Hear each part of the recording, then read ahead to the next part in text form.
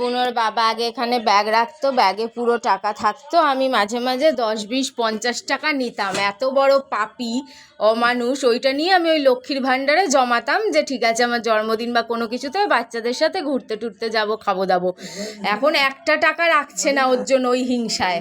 তারপর আমার বাড়ি গিয়ে বলে এসছে বৈষ্ণবীকে আসতে না, এইসব করে বেড়াচ্ছে। জানো কত বড় অমানুষ হলে এইসব করে? কেন 10-5 টাকা কি নেয় না? এই চুরিটা তো সবার ঘরে ঘরে লিগ্যাল চুরি। আমার মাকে দেখেছি, মামার বাড়িতে দেখেছি, সব জায়গায় দেখেছি। ওটা তো তোর দেওয়ার ছিল। কয়বার নিয়েছি তোর থেকে 500 টাকা তুলে নিয়ে? আমি তো 10-5 টাকা, খুব বেশি হলে 50 টাকা, খুব বেশি থাকলে।